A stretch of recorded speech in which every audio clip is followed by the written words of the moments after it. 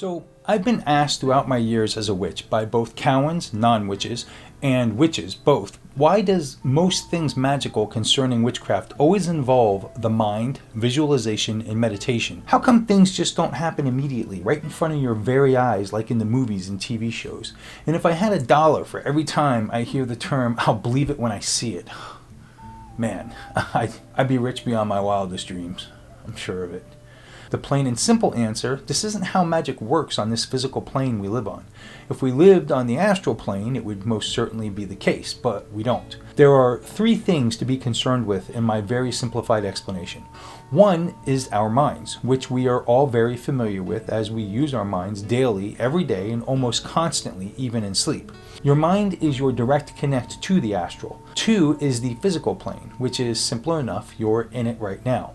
You, the world, and everything in it are part of the physical plane as we know it. Again, very simple. Just like your mind, you are in constant interaction with the physical plane, even during sleep, or you wouldn't exist. Now, the 3rd is the astral plane. This is a little more complicated and mysterious, if you will. It is simply another plane of existence that most of us don't get to see, touch, smell, hear, or taste. So because we don't experience it with our common 5 senses, it's very easy to dismiss by most of the world. Most go through their lives never knowing about or consciously working with the astral, but many do unconsciously. Many times, some, certainly not all, of our dreams are what is called astral travel.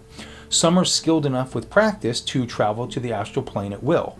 However, all of us as humans interact with the astral plane quite regularly. You see, anytime you think of something creative or build something in your mind, you're actually interacting with the astral plane, though most humans throughout the world have no concept or clue that they're doing so. When you think of something creatively, whether it's a piece of art, story, an invention, or even a goal you want to achieve, you're essentially forming an energetic blueprint in the astral plane. This happens whether you realize it or not. Your imagination and intention are tools that shape energy, and when you visualize something with detail and emotion, you're essentially building a structure within the astral realm. Think of it like sketching something on paper, but instead you're sketching it in a non-physical space of energy and thought on the astral plane.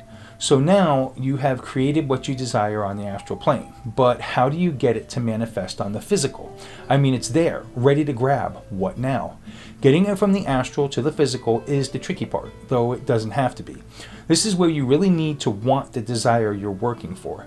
From beginning to end, there are 5 steps to this process: visualize, anchor, charge, release, and act. During a spell working, we do exactly this. First, we visualize with great clarity and intent what we want as we work up energy by chanting or dancing, for instance. Second, we anchor, which simply means creating a physical representation of your desire, like a sigil, written intention, ritual object like a candle, a poppet, or a sachet. You get the picture. Thirdly, we charge this object with energy, seeing this energy flow from the astral desire into our object or anchor as I just discussed. Fourthly, we release our intention and trust that our desire will manifest. And finally, 5th, we support our desire by taking real-world action and steps to align with our astral desire to manifest on the physical. Again, this should ring pretty familiar, as this is the exact actions taken when casting a spell as a witch. So this is why visualization and meditation are pushed so much in the occult as well. These both are ways to strengthen and exercise the mind, which is our most powerful tool when working magic and doing most anything in the occult. Even for those who work with otherworldly entities, angels, demons, elementals, etc., the mind is the key for all of this.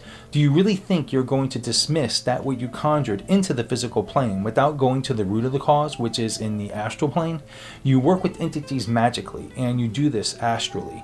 So the next time someone challenges you about the mind, the astral, and its importance in the occult, remind them that the mind is the first tool of magic, where it all begins and where the real work happens. It's not just important in the occult, it's everything.